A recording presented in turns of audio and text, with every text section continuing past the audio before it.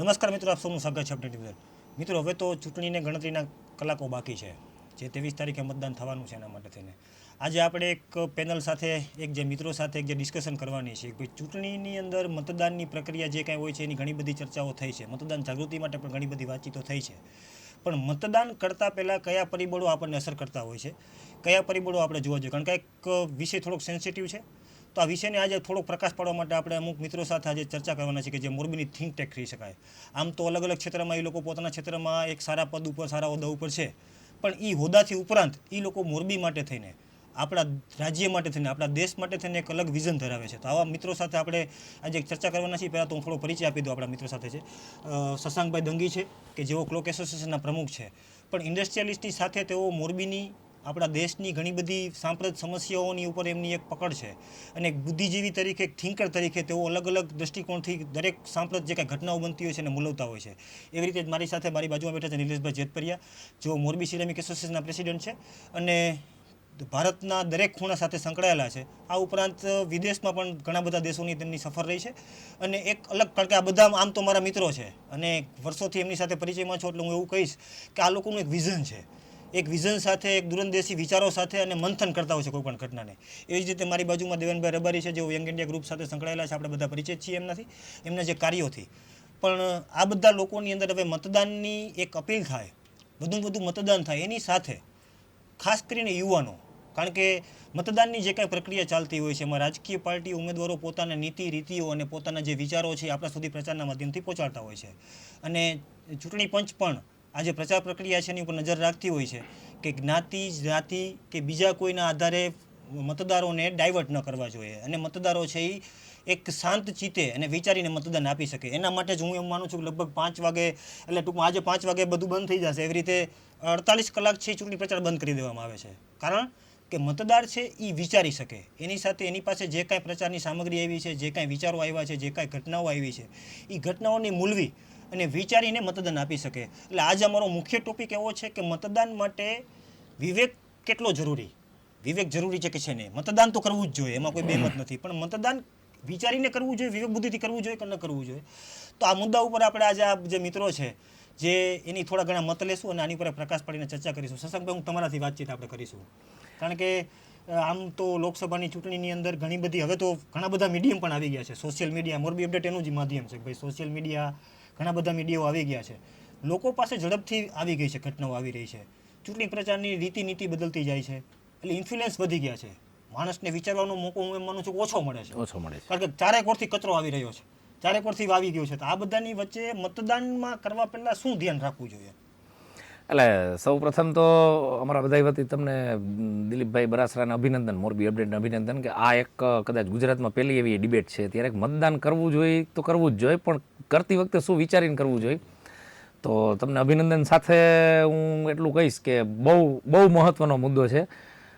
વિચાર્યા વગરનું મતદાન કોઈ પણ કરતું હોય એના કરતાં તો જે લોકો કરે છે ને એ લોકો વિચારીને મતદાન કરે ને તો કેટલી સમસ્યા છે ને એ થોડીક ઓછી થાય એમ છે, નવી ઉદ્ભવથી બંધ થાય એમ છે. હું થોડુંક એવું માનું જ છું કે મતદાન કરતી વખતે ધર્મના આધારે કે જાતિના આધારે, કે ભાઈ આ હું પોતે મારી વાત કરું તો હું વિચારું મત દેતી વખતે કે અમારી કાસ્ટનો છે કે નહીં, મારા શહેરનો છે કે નહીં. કારણ કે લોકસભાનો વિસ્તાર બહુ મોટો છે, આવું પણ અમુક લોકો વિચારતો હોય કે અમારા એરિયાનો છે ને નથી. આપણો મતદાન કરતી વખતે હું એવું માનું છું કે બધા એમ જ વિચારવાનું કે આપણો એરિયા એક જ છે, ભારત, બરાબર છે. અને જ્ઞાતિનું કે શહેરનું એનું ગૌરવ કરતાં આપણે જેને મત આપી છીએ એ રાષ્ટ્રનું ગૌરવ ભવિષ્યમાં વધારશે કે નહીં, એ થિંકિંગ જો આપણે ચાલુ કરશું ને તો આવનારી પેઢી માટે બહુ આપણે આશીર્વાદરૂપ કામ કરી શકશું. કારણ કે અત્યારે આ એક જ થિંકિંગનો અભાવ છે, અથવા તો એવા થિંકર જ લોકો રહ્યા ને એ બધા લઘુમતીમાં છે. એટલે ટૂંકમાં વિચારીને મતદાન આપીએ તો જ મતદાન આપણું છે એ યોગ્ય ગણાય છે. કારણ કે એકલું મતદાન કરવું નથી. પણ નિલેશભાઈ, એક આ જે મુદ્દાની વાત છે, તમે તો આમ તો ઘણા બધા દેશોમાં ફરેલા છો, ઇન્ડસ્ટ્રીઝ, આવડી મોટી ઇન્ડસ્ટ્રીઝ છે જે મોરબીનું ગૌરવ છે એનું પ્રતિનિધિત્વ તમે કરી રહ્યા છો, ત્યારે ઘણી બધી વાત તમારા ધ્યાનમાં આવતી હોય છે.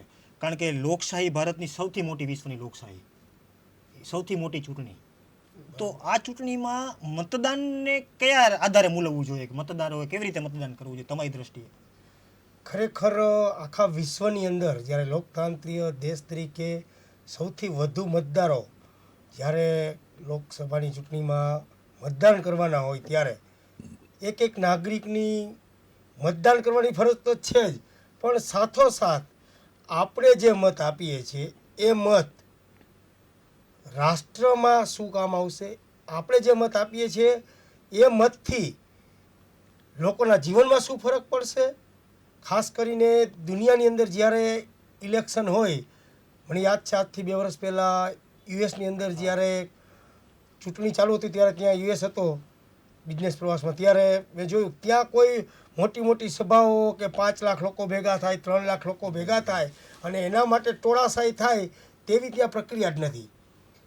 એટલે જોવા જઈએ તો આવડો મોટો જે દેશ કે જે આર્થિક રીતે વિશ્વનો નંબર 1 દેશ ગણી શકાય, એ દેશની અંદર પણ ચૂંટણી પ્રક્રિયાની અંદર આટલું બધું પ્રચાર પ્રસારનું માધ્યમ નથી.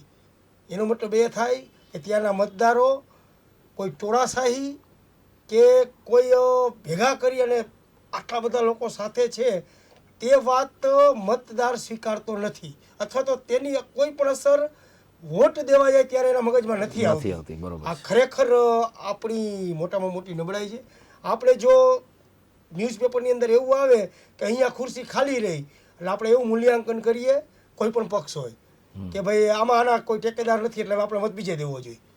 એટલે એક હોડ લાગી કે સૌથી વધુ લોકો જાજા ભેગા કરો, કોઈ પણ શરતે કરો, ગમે તેમ કરો, ટોળું ભેગું થવું જોઈએ, ટોળું ભેગો થશે તો મત મળશે. ત્યારે આ બંને દેશોની જે મેં બેઝિક ફરક જોયો છે, તો ખરેખર ટોળાશાહીની બદલે એક નાગરિકે પોતે વિચારવું જોઈએ કે આપણે જે મત આપીએ છીએ એ મતનું મૂલ્ય બહુ જ અગત્યનું છે. નહીં ટોળાશાહી, નહીં સમાજશાહી, કોઈ જ્ઞાતિવાદ જાતિવાદને ન ધ્યાનમાં લેતા બહુ વિચારી અને રાષ્ટ્રહિત માટે આપણે જે મત આપી છે એ મતથી દેશને જે કહેવાય કે આગામી આપણું ભાવિ રાજ્ય, દેશ કે સમાજ, આખા વિશ્વની અંદર આવડી મોટી જનસંખ્યા જ્યાં છે, તો ખરેખર તો આપણે વિશ્વને દિશા આપવાની છે. ત્યારે આપણો વોટ બહુ અગત્યનો છે. આપણે કેમાં આપવો પણ તેનું મૂલ્યાંકન કરવું એથી બહુ મહત્ત્વનું છે. એટલે ખાસ કરીને જ્ઞાતિ જાતિવાદના ધ્યાનમાં ન લેતા રાષ્ટ્રહિત માટે મતદાન થવું જોઈએ એવું મારું સ્પષ્ટ માનવું છે. આ બહુ સારી વાત છે, સારો મુદ્દો છે મિત્રો. આજે ચર્ચાનો મારો મેઇન હેતુ એ જ છે કે ભાઈ મતદાન કરવું હોય તો અત્યંત જરૂરી છે લોકશાહી પર્વની અંદર, પણ વિચારીને મતદાન થવું. કારણ કે આંધળુકી જ્યારે દોડ ચાલતી હોય, એક ગાડડીયો પ્રવાહ ચાલતો હોય, ગાડડીયો પ્રવાહમાં પડી જવું, કે આપણે બહાર નીકળીને પહેલાં વિચારીએ કે ભાઈ કઈ બાજુ ચાલે છે બધું, કઈ બાજુ આપણે જઈએ છીએ, આપણો મત આપણે કોને આપીએ છીએ. આ વિચારધારાને થોડીક મંથન કરવાની જરૂરિયાત છે, અને આ મંથન કરીશું તો જ આપણે આપણા વોટનું આપણો જે મત છે એ મતને આપણે સારી જગ્યાએ ઇમ્પ્લિમેન્ટ કરીશું. દેવેનભાઈ બહુ જે બંને મહાનુભાવે વાતચીત કરી છે કે ભાઈ મત છે વિચારીને આપવો જોઈએ. તમે પણ જે કાંઈ સામાજિક સોશિયલી લેવલે સંકળાયેલા છો, યંગ ઇન્ડિયા ગ્રુપના ઘણા બધા કામો ચાલે છે કે ભાઈ નીચલા વર્ગને ઉપર લાવો, સમાનતાની વાત હોય, દરેક વર્ગને સાથે લાવો. પણ અત્યારે જે રાજનીતિ ચાલે છે એમાં પરિબળો ઘણા બધા ઇન્ફ્લુઅન્સ કરતા હોય છે મતદારોને, કારણ કે મતદારોને વિચારવાનો ટાઈમ જ નથી મળતો. હું તો એવું કહું છું કે ભાઈ મતદાન વિચારી જ નથી શકતો મતદાર. તો એવા કયા પરિબળો ધ્યાનમાં રાખવા જોઈએ મતદાન આપતા પહેલાં? સૌથી પહેલાં તો તમે જેમ કીધું ને કે વિચાર બહુ મહત્ત્વનો છે. અત્યારની આપણા દેશની સ્થિતિ એવી છે કે આપણે જોઈએ તો યુવાનોની સંખ્યા સૌથી વધારે, આપણો દેશ યુવાનોનો દેશ કહેવામાં આવે છે, અને આપણી પ્લસ પોઈન્ટ કહે તો પ્લસ પોઈન્ટ આપણો એ છે. પણ સાથોસાથ આપણે ચિંતાનો વિષય આની અંદર એ પણ છે કે આપણા યુવાનોમાં જે વૈચારિક પરિવર્તન આવવું જોઈએ એ ક્યાંક ને ક્યાંક અટકી ગયું. અને જેમ આ તમે વાત કરી એમ કે કોઈ પણ મતદાર હોય, ખાસ કરીને મારે યુવાનોને કહેવું છે કે યુવાનોની એ આ વાત થઈ એમ કે આપણે કહીએ છીએ કે મતદાન રહ્યું એ એક આપણી નૈતિક જવાબદારી છે, પણ હું તો એવું કહું છું કે એ આપણી રાષ્ટ્રની આપણી જવાબદારી છે જે એ આપણે નિભાવવાની છે. એટલે યુવાનો માટે, ખાસ કરીને યુવાનોને માનસિક રીતે પરિવર્તન લાવીને, જેમ જાતિવાદ છે કે બીજું છે ઘેટાશાહી કે મતલબ ટોળાશાહીની વાત કરી, કોઈ ઘેટાવૃત્તિથી નહીં દોરવાઈને એક બધાને સાથે લઈને કે આ રાષ્ટ્ર માટે આપણે શું વિકાસ કરી શકશું એ વિચાર કરીને યુવાનો મતદાન કરવા પોતે પહેરાય અને બીજાને પણ પહેરે એવું કામ આ યુવાનોની જવાબદારી મને લાગે છે ક્યાંક ને ક્યાંક બને છે. આ બધા મુદ્દાની ચર્ચાની વચ્ચે મને શશાંકભાઈ, નિલેશભાઈ, આ એક જનરલ મુદ્દો છે એવો કે જે બહુ મહત્વનો છે. ઘણા બધા યુવાનો સાથે વાતચીત કરતો અને સોશિયલ મીડિયાએ સંકળાયેલો છો, મીડિયાએ સંકળાયેલો છો, એટલે આ પ્રશ્ન મારા ઉપર જ છે પ્રશ્ન કે ભાઈ મીડિયાની કામગીરી પણ શંકાસ્પદ હોય છે. સોશિયલ મીડિયા અત્યારે ખાસ કારણ કે પ્રચારની પદ્ધતિ બદલાઈ ગઈ છે. પહેલાં માણસ પોતાનો વિચાર છે એ ડોર ટુ ડોર લઈ જતો હતો. હવે તો મોબાઈલ જ એક સૌથી મોટું માધ્યમ છે કે જેના થ્રુ પહોંચે છે. ઘણી બધી ઘટનાઓ ચૂંટણી જેમ નજીક આવે આપણે પણ જોઈએ છીએ હમણાં કે ભાઈ ઘટનાઓ કોઈ શબ્દ, કોઈ ઓડિયો ક્લિપ, કોઈ વિડીયો ક્લિપ છે એ વાતાવરણ ચેન્જ કરી નાખતી હોય છે. હમણાં જે ઘટનાઓ બની હોય છે કે જેમાં કોઈ વ્યક્તિ છે એ કોઈનો વિરોધ કરતો હોય તો એ વ્યક્તિ ભાજપ સાથે પણ જોવા મળે એવા ફોટા હોય, ભાજપ કોંગ્રેસ સાથે પણ, ટૂંકમાં દરેક રાજકીય પાર્ટી સાથે જોડાવામાં. ફેક ન્યૂઝ, મેઇન મુદ્દો મારો એ છે કે ભાઈ ફેક ન્યૂઝ અને ઓથેન્ટિક વાત છે એ આપણી સુધી આવતી નથી. એક એવી આખી ટીમ કામે લાગેલી હોય છે, એક આખી એવી વસ્તુઓ હોય છે કે જે આપણને અલગ અલગ કચરો આપણા માઇન્ડ સુધી આવી જતો હોય છે. એટલે મતદારોને ઇન્ફ્લુઅન્સ કરવા માટે, મતદારોને ડાયવર્ટ કરવા માટે અથવા તો મતદારોમાં કન્ફ્યુઝન ઊભું કરવા માટેના પરિબળો સબળ થતા જાય છે. તો આ પરિબળો છે એ લોકશાહી માટે કેવા ખતરનાક છે અને આ પરિબળોથી કેમ બચવું જોઈએ, એમ તમારા બધાના વ્યૂ મારે ખાસ જાણવા છે.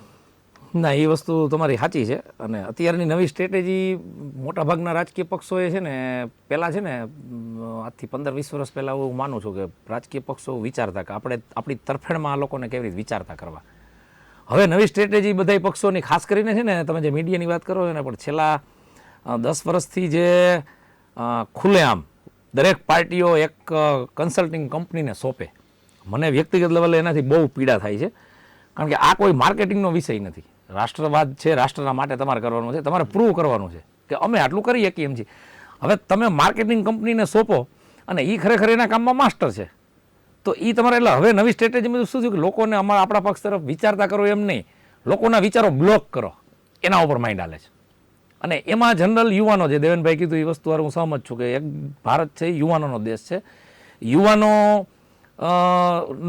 નો દેશ હોવાનો જે પ્લસ પોઈન્ટ છે એનો મોટો માઇનસ પોઈન્ટ એ છે કે સૌથી લાગણીશીલ અને ઇમોશનલ જો હોય તો બાળક અને યુવાન છે. એ જે ઉગીને ઊભા થાય છે એને જેમ વાળવો એમ મળે. હવે પરિસ્થિતિ એવી છે કે તમે જે મીડિયાની વાત કરો છો, તમે તમારી ખેલદિલીથી કહો છો, પણ એની સામે એમ કહું છું કે મીડિયા છે એ અરીસો છે સમાજનો. ભૂતકાળમાં એવું કેટલું બન્યું છે કે સૌથી ભોગવવાનું મીડિયાને આવ્યું જ છે. જ્યારે જ્યારે મીડિયા છે એ રાષ્ટ્ર તરફી, ફક્ત રાષ્ટ્ર તરફી થાય છે ત્યારે લોકોની પ્રતિક્રિયા હોય છે ને કેટલીક વાર ધૂતરાષ્ટ્ર જેવી હોય છે, ત્યારે એ નિષ્પૃહી થઈ જાય છે. તો મીડિયાનો એક વર્ગ છે એ કેટલીક વાર લોકોની જે નિષ્ક્રિયતા છે, મીડિયામાં એક મેસેજ પહોંચે છે કે તમે ગમે એટલું સાચું કહો તો કાંઈ કોઈને ફેર જ નથી પડતો, તો અમે ક્યાં સુધી ટકી રહી. એટલે આપણે એવું કહી શકીએ તમારી વાતચીત આધારથી, હું એવું માનું છું કે ભાઈ અત્યારે માર્કેટિંગ કન્સલ્ટિંગ જે એજન્સીઓ કામ કરતી હોય છે, કોઈ વિચારને, કોઈ સંસ્થાને, કોઈ પાર્ટીને પ્રેઝન્ટ કરતી હોય છે, એટલે એની અંદરના જે મુદ્દાઓ છે ને ગિફ્ટમાં એક સારા રેપરમાં સજાવીને આપણી સામે રજૂ કરી દેવામાં આવે છે. પણ મતદારો, હું એમ માનું છું કે ભાઈ ગિફ્ટને જોયા વગર એને ખોલીને જોવું જોઈએ અંદર શું છે. આપણે આજે એટલે જ બેઠા છીએ કે તમારી સામે જે વસ્તુ હોય છે ને આપણે ખોલીએ, એ વસ્તુને આપણે થોડીક અલગ નજરિયેથી જોઈએ. વાત છે, વિચાર છે, મુદ્દા છે, એ મુદ્દાને થોડોક ખંખોડીએ.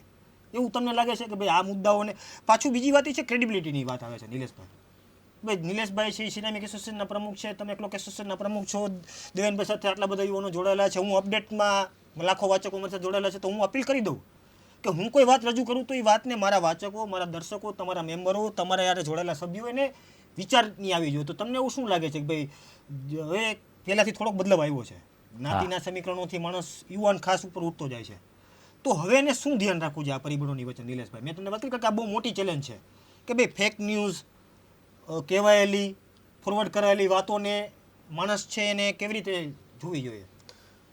એક એક્ઝામ્પલ આપો.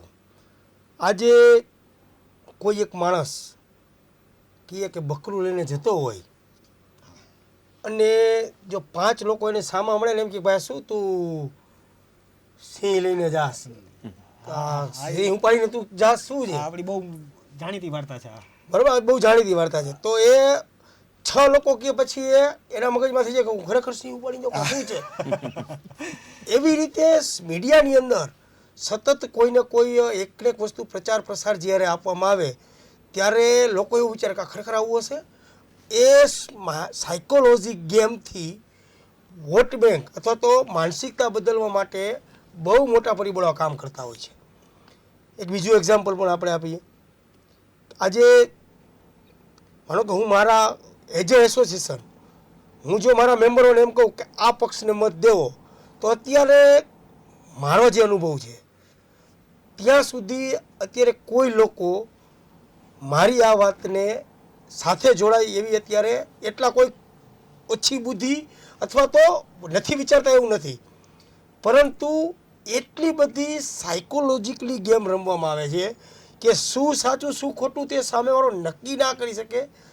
અત્યારના હદ સુધી પરિસ્થિતિ નિર્માણ કરવામાં આવે. પણ એ જ મુદ્દો છે કે ભાઈ આમાં તો કેવી રીતે કરવું હવે?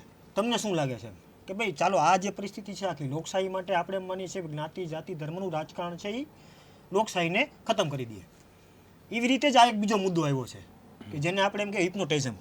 કારણ કે આખો મુદ્દાઓને ડાયવર્ટ કરી દેવા, છેલ્લે જે કાંઈ વાતાવરણ છે એ વાતાવરણને મતદારોને વિચારવા જ ન દેવું. તો આવા મુદ્દાની આપણો આજ મેઇન ટોપિક એ છે નિલેશભાઈ કે ભાઈ આવા મુદ્દાની અંદર આપણે કેવી રીતે બહાર નીકળીએ ગઈએ?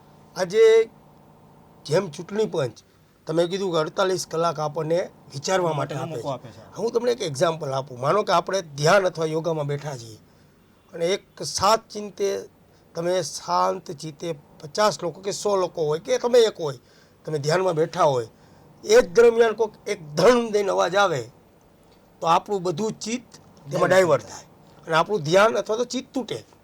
સેમ વસ્તુ આ સાયકોલોજી યુઝ કરે કે અત્યારે એવા બોમ્બ ફોડવામાં આવે, એવી વાતો મીડિયામાં કરવામાં આવે કે એવું વસ્તુ ખોલવામાં આવે કે તમે ચિત્તભ્રમ થઈ અને વાતમાં વિચારતા થાવ, તમારો મત દેવાનો જે માનસિકતા છે તેને ચેન્જ કરવામાં આવે.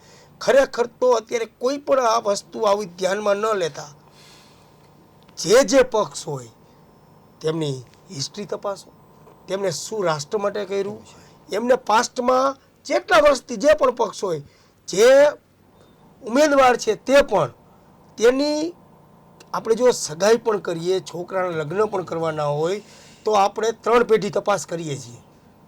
ત્યારે જ્યારે દેશનું સુકાન સોંપવાનું હોય, જ્યારે આપણે પોતાનું સુકાન સોંપવાનું હોય ત્યારે તેની તપાસ કરો. કોઈ તાતા ગામમાં આજે માનો કે કોઈ છોકરાની સગાઈ કરવાની હોય અને એનો બાપા બેંકમાંથી 10 કરોડ કે 5 કરોડ કે ગામના ઉછીના લાવી અને એક દુકાન કે ફેક્ટરી કરી નાખે અને થોડોક માભો દેખાડી અને છોકરી પરણી જાય, તેનો છોકરો પરણી જાય અને પછી 6 મહિને હાલત જોઈએ આપણે દેણું ભરવામાં પાછા ગામડે વયા જાય. સેમ વસ્તુ રાષ્ટ્ર માટે પણ એ જ લાગુ પડે છે. તો ખરેખર એનો ઇતિહાસ ચકાસી કોણ દેશ માટે કરશે, દેશને આગળ કેવી રીતના લઈ જશે, લોકોના સુખાકારી માટે શું કરી શકશે, એ પાસ્ટના બધા અનુભવોને તપાસી અને નિર્ણય લેવો જોઈએ. અત્યારે કોઈ પણ ચૂંટણીના વાયદા કે કોઈ પણ જે બોમ્બ કહે કે આ વસ્તુ આવી એને ધ્યાનમાં ન લેતા ફક્ત ને ફક્ત એની 3 પેઢી તપાસી અને મત દેવો જોઈએ એવું મારી ખાસ. એટલે આ વાત ઉપર આપણે એવું કહી શકીએ કે ભાઈ મતદાન છે એ મૂલ્યાંકનના રૂપમાં હોવું જોઈએ. ભાવનાત્મક નહીં, આક્રોશ કે ભાવનાત્મકમાં નહીં. બરોબર. આ એક બહુ મહત્વની વાત છે. આ વાત ઉપર જ એમાં એક મારે સીધી જ વાત છે. તમે કોઈ પણ રેસ્ટોરન્ટમાં જાઓ, કોઈ પણ હોટલમાં જાઓ ત્યારે આપણે સામાન્ય રીતે વિચારીએ ને કે સારી હોટલ છે, સારું રેસ્ટોરન્ટ છે, એનામાં કયા એવા ગુણધર્મ છે કે જેનાથી આપણે જઈ શકીએ. તો જો સામાન્ય બાબતોમાં પણ આપણે આટલું બધું વિચારીને કામ કરતા હોય તો આ તો રાષ્ટ્રના હિતમાં આપણે નિર્ણય લેવાનો છે. ત્યારે શું આપણે એટલું ન વિચારી શકીએ? જેમ નિલેશભાઈએ કીધું એમ કે ભાઈ પાર્ટીનો ઇતિહાસ શું છે, આપણો ઉમેદવાર જે ઊભો રહ્યો છે એ કેવો છે. અત્યારે તમે જોજો મનોસ્થિતિ એવી છે મતદારોની કે એને એ કોઈ ખબર જ નથી કે હકીકતમાં કઈ પાર્ટી શું કરે. મેનિફેસ્ટોની વાત આવે, ચૂંટણી ઢંઢેરાની, તો ચૂંટણી ઢંઢેરો આજ મોરબીની અંદર તમે 50 લોકોને પૂછો એમાંથી 10 લોકોને ખબર હશે કે કોંગ્રેસનો શું છે ને ભાજપનો શું. આપણી પાર્ટીમાં નથી જવું ચૂંટણી ઢંઢેરામાં, પણ એમાં આપણે બધાય જોઈ છીએ કે વિવેક બુદ્ધિથી કે શુદ્ધ બુદ્ધિથી જોવે કે અમુક મુદ્દા એવા છે કે જે ક્યારેય પૂરા થઈ શકે એવા નથી અને એ લોકોને ખબર છે. પણ આ બધું કેવું છે જેમ કીધું ને એમ કે એક બસ ઘેટા વૃત્તિથી બધાને દોરવાની વાત છે. અને હવે આપણે આ જ કરવાનું છે કે જે માનસિકતાનું પરિવર્તન આવ્યું અને જેમ વાત કરી આપણું જે ટાઇટલ છે આ ડિબેટનું કે વિવેક બુદ્ધિથી મતદાન, એ જ મહત્વનું છે. વિવેક બુદ્ધિ શું છે, વિવેક શું છે, એ લોકોને સમજ. અત્યારે આપણા દેશની કમનસીબી છે કે આપણે હજી પણ આપણે 47% નિરીક્ષક દેશ છે. ગંભીર મુદ્દો છે. સૌથી મોટી લોકશાહી હોવાનું ગર્વ આપણને મળે છે, પણ આપણે એ જાણીએ છીએ કે આ લોકશાહીની અંદર આપણે જો રાષ્ટ્ર છે ને એ માટી ચૂનાથી નથી બનતું, એ લોકોથી બને. અને લોકો જ્યારે મજબૂત હશે, સક્ષમ હશે ને ત્યારે જ આ રાષ્ટ્ર મજબૂત થશે. એટલે એક વાત તો આ છે જ. અને લોકશાહીનો પર્વ જેમ કહેવામાં આવે ચૂંટણી છે. જો ચૂંટણી વખતે આપણે સાચો ઉમેદવાર, સાચી સરકાર આપણે એને ચૂંટીને નહીં કાઢીએ તો આપણા રાષ્ટ્રનું નિર્માણ ક્યારેય થવાનું નથી. ખાલી આપણે પરમ વૈભવે લઈ જવાના છે એવી વાતો જ સાંભળશું, બાકી ખરેખર દેશ પરમ વૈભવે નહીં જાય. બીજું જેમ વિવેકની વાત કરી, મારે એ કહેવું છે કે આપણે છે ને દેશના બાહ્ય મુદ્દાને વધારે મહત્વ આપીએ છીએ કે આપણો દેશ ચીન સાથે ટક્કર લેશે, પાકિસ્તાન સાથે ટક્કર લેશે.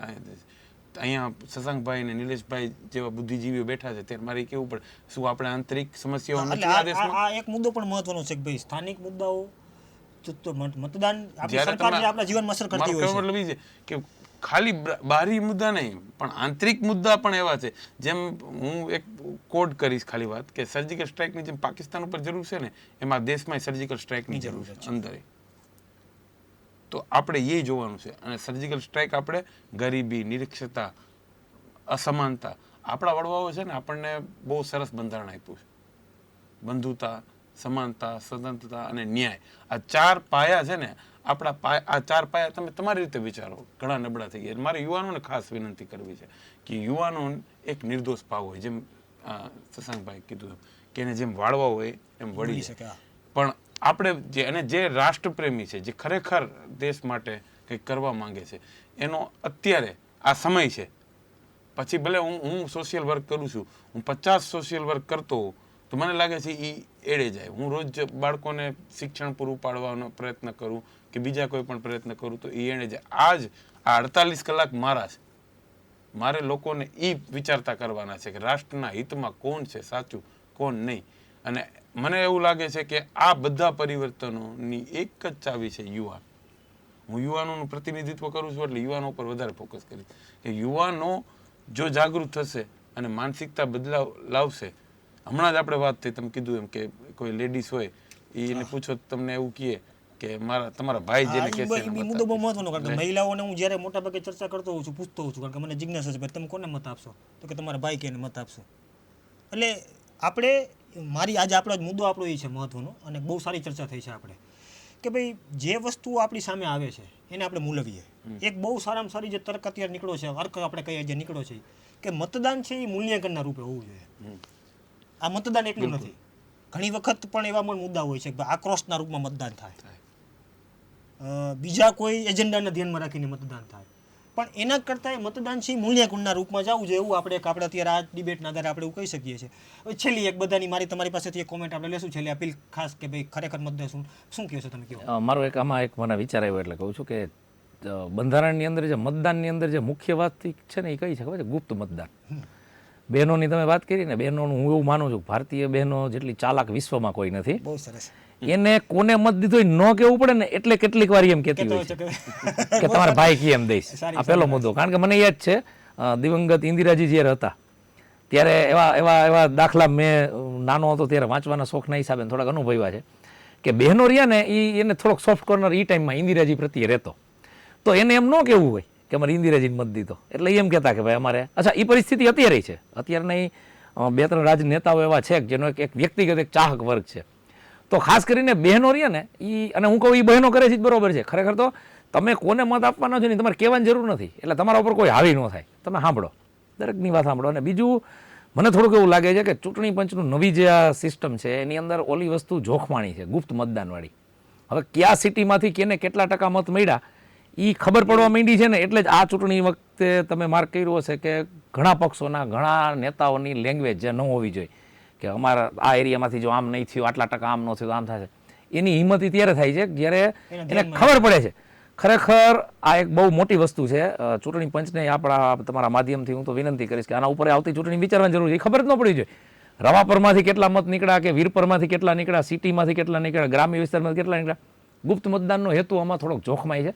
સામાન્ય મતદાર જે રહ્યો, સામાન્ય મતદાર કેટલીક વાર હવે એક જાતના તમે જે પરિબળો કીધા ને એક ડરથી પણ એ મતદાન કરવા માંડે. તો એ જ્યાં સુધી જો, કારણ કે દરેક વખતે હું નથી માનતો કે મતદાર જે ભાવનામાં વહી જતો હોય એટલે જ મતદાન થતું, એવું ન હોય. કેટલીક વાર ડર હોય. અને બીજું આનો ઉપાય એક મને થોડોક એ વિચારતા એવું લાગે છે કે દરેક બુદ્ધિજીવી, દાખલા તરીકે નિલેશભાઈ છે તો 100% હું સહમત છું એની વાત. દરેક ભાઈ નિલેશભાઈ એમ કહે તમામ સિરેમિકના એસોસિએશનને કે આને મત દઈ દો એટલે દઈ દે એવું જરૂર નથી. પણ નિલેશભાઈની એક કામગીરી છે, નિલેશભાઈનું એક વજન છે. તો નિલેશભાઈએ કે શશાંકભાઈએ કે દેવનભાઈ એટલું તો વિચારવું પડશે કે તમને જે લોકો અનુસરે છે એના વતી થઈને તમે થોડુંક વિચારીને એને ગાઈડલાઈન તો આપો જ કે ભાઈ મને એવું લાગે છે, હું એમ નથી કહેતો થોપી તમે એમ કહો, મને એવું લાગે છે કે આ આપણા માટે થઈને આ બરોબર છે. આપણા માટે મીન્સ રાષ્ટ્ર માટે, વ્યક્તિ માટે નહીં, જ્ઞાતિ માટે નહીં. એક જ વસ્તુ કે એરિયા ખાલી એક જ છે ભારત, અને જ્ઞાતિ આપણી એક જ છે, ભારતીય. બરોબર મત દેતી વખતે બહુ સારી વાત છે. આજ એક છે આપણે ખાસ યુવાનોને આજ સુધી વાત જે મેસેજ પહોંચાડવાનો છે, જે ખાસ કરીને નવા મતદારોને. કારણ કે મેં વાત કરી કે ભાઈ હવે અત્યારે મતદાન કરવા માટે થઈને જે કન્ફ્યુઝન માહોલ ઊભા થાય છે, આ બહુ ગંભીર મુદ્દો હતો અને મને અડતો હતો. એટલે જ આજ મને એમ થયું કે ચાલો આપણે આ મુદ્દા ઉપર અડીએ. સેન્સિટિવ મુદ્દો છે. ઘણી વખત એવું થશે કે ભાઈ ચૂંટણીની પ્રક્રિયામાં 48 કલાક બાકી છે ને આપણે એવી ચર્ચા કરીએ છીએ કેવી રીતે મત આપવો, કોને મત આપવો. આપણે કોઈને સલાહ માટે કે કોઈને શીખડાવવા માટે નથી બેઠા, પણ વિચારવાની વાત છે. આ એક એવું બિંદુ છે કે જેને આપણે અડવું છે. કારણ કે લોકશાહી ત્યારે જ જ્યારે થાય કે જ્યારે સંપૂર્ણપણે લોકશાહીથી ખાલી લોકશાહી વાતાવરણમાં દિગ્ગજ વાતાવરણમાં જી શકાય. એક બીજો મુદ્દો મને મગજમાં આવે છે કે મારે આપણા રાષ્ટ્રના તમામ લોકોને, આપણા વસ્ત વિસ્તારના જ ખરા, કે ઓલ ઓવર આપણા અત્યારના જે તમામ રાજકીય પક્ષો રહ્યા ને એનું એક બૌદ્ધિક લેવલ છે. જેમ દરેક ધર્મના સ્થાપકો છે એ તો વંદનીય જ છે, પછી બાઇબલ હોય, કુરાન હોય કે ગીતા હોય, એમ દરેક પક્ષના સ્થાપકો છે ને એ બધા જેને કહેવાય ને વંદનીય જ છે. કેટલીક વાર એવું બને છે કે મતદાર નિષ્ક્રિય થાય છે ને તો એના જે મૂળ જે સ્થાપકો હોય ને એ લોકો પાછા પડતા હોય એવું લાગે. આ એક મુદ્દો છે કે તમે જે કોઈ પાર્ટીની વિચારધારાને માનતા હો તો ખરેખર તમે તમારા ગ્રુપમાં તો કમસે કમ જાહેરમાં ડિસ્કસ ન કરો તો કાંઈ નહીં, પણ જે મૂલ્યના હિસાબે એ પાર્ટીની ઓળખ છે એ પાર્ટીના લોકો જે મૂલ્યને જાળવે છે કે નહીં તો જ તમે એ પાર્ટી કોર જાઓ. આપણે એવું કહી શકીએ કે મતદારે જે ઉમેદવાર કે જે પાર્ટીની વિચારધારા સાથે સંમત થતો હોય એને હરખી રીતે ઓળખવી જોઈએ. મુદ્દો આ છે. નહીં, ઉમેદવાર છે ને, ઉમેદવાર ઈ પોતે જ જે તે પાર્ટીનો છે ને એ પાર્ટીના મૂલ્યોની આધારે તેનું વર્તણૂક છે કે નહીં. છે કે નહીં. એટલે એ જ મહત્વનું છે કે ભાઈ જે આઈડિયોલોજી હાલી આવે છે એ આઈડિયોલોજીમાં ઉમેદવાર પાર્ટી આપણે સેટ થાય છે કે નથી થતા ચકાસવાની. એટલે આખા મુદ્દાનો અર્થ એ જ આવે છે કે ભાઈ મૂલ્યાંકન. આપણે વાત આજે આપણી છે કે ભાઈ મતદાન તો કરવાનું છે પણ વિચારીને મતદાન કરવાનું છે, વિવેક બુદ્ધિથી મતદાન કરવાનું છે. એ જે મુદ્દો છે. તો છેલ્લી તમારી કોમેન્ટ એક નિલેશભાઈ કે તમે હવે શું મોરબીના મતદારોને કહેવા માંગો છો, ખાસ કરીને બધા મતદારોને, યુવા મતદારોને ભાઈ કેવી રીતે મતદાન એ લોકો કરે? ખાસ કરીને ભારતના, ગુજરાતના અને મોરબીના દરેક યુવા મતદારોએ મારા બાપા કેમાં મત દે કે મારી 3 પેઢી કેમાં મત દે છે એ છોડી અને રાષ્ટ્રના હિત માટે કોણ ઉમેદવાર કે કયો પક્ષ સારો છે, મારું હિત કેમાં છે, કોઈ વાયદા નહીં, કોઈ ફાયદા નહીં, કોઈ પક્ષ નહીં, કોઈ સમાજના આગેવાનો નહીં, પરંતુ સ્પષ્ટ મનથી ચિત્ત શાંત ચિત્તે વિચારી અને કેને મત દેવો આ વિચારી પોતે અને મતદાન કરે એ દરેક મતદારને મારી નમ્ર વિનંતી છે. સાથોસાથ ઉમેદવાર ઘણા રહેવાના, કોણ સારો, કોણ ઓછો સારો, કોણ વધુ સારો તેનું મૂલ્યાંકન આપણે કરવાનું છે. ત્યારે એક વધારાનું બટન છે, એ બટન પણ આપણું ફેલ જ છે. હું તો આ મુદ્દો પણ એક મહત્વનો છે કે ઘણા બધા મારે મતદારો સાથે વાત યુવાનો સાથે થતી હોય તો એ પૂછું ભાઈ તમે ઘણા કે ભાઈ અમારે ભાજપને નથી દેવો, કોંગ્રેસ નથી દેવો, અપક્ષને નથી દેવો, હું નોટાને આપીશ. તો નોટાનું ચલણ જ્યારે વધતું જાય છે તો એના વિશે પણ શું, કારણ કે આ ઘણા બધા લોકોને નોટાનો મત તમે આપશો એ થશે કે પછી ફેલ વેવો જાય છે, શું થાય છે એ પણ એક તમે જે મુદ્દો એટલે મારા મત મુજબ તો બેમાંથી કોણ સારો છે ને એને મત દેવો જોઈએ, નોટામાં ન જ જવો જોઈએ. કારણ કે અથવા તો કોણ ઓછો ખરાબ છે એને મત. આપણો મત અગત્યનો છે.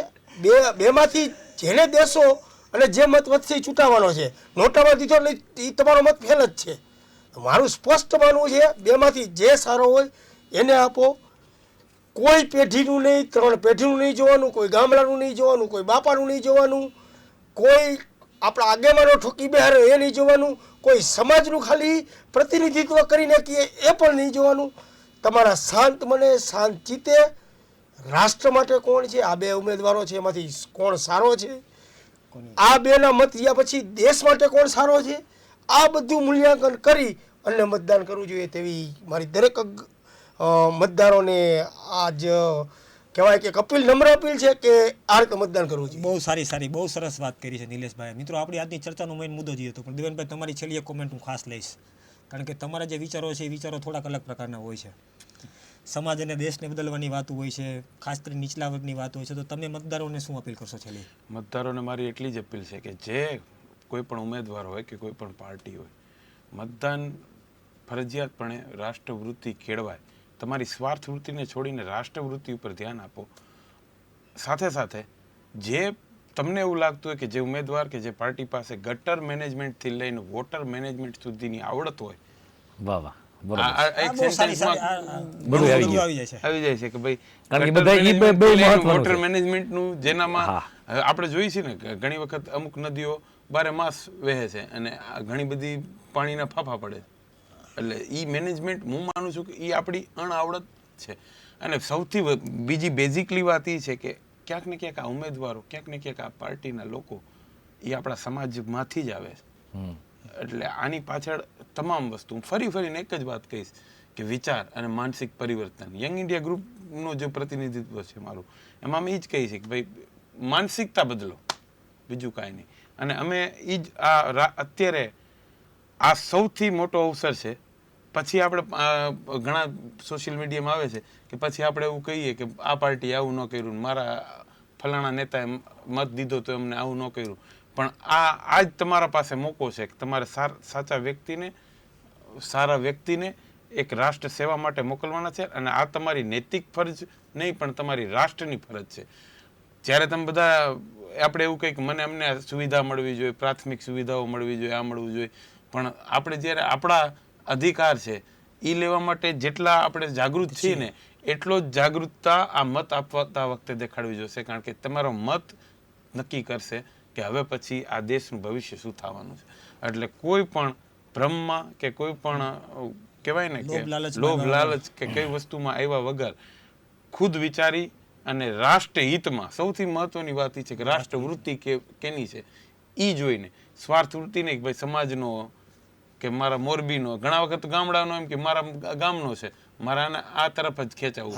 પણ એ કોઈ પણ કાઢીને બસ રાષ્ટ્ર વૃત્તિ કેળવાય અને એવી રીતે મતદાન કરે એવી મારી બધાને અપીલ છે. ચાલો મિત્રો, બહુ સારી ચર્ચા થઈ છે. જે મારે આજે જે મારો મુદ્દો હતો, જે મારે નોટા વિશે એક નિલેશભાઈ કીધું, દિલીપભાઈ જે પ્રશ્ન કર્યો, કમસે કમ આપણા એરિયાના મતદારોને હું એટલું કહીશ કે કમસે કમ આપણા એરિયાના મતદારોએ તો નોટાનો ઉપયોગ ન જ કરવો. કારણ કે ટકાવારીમાં નોટાનો જ ઉપયોગ કરવો પડે એવા નબળા ઉમેદવારો બેમાંથી એકેય પક્ષના નથી.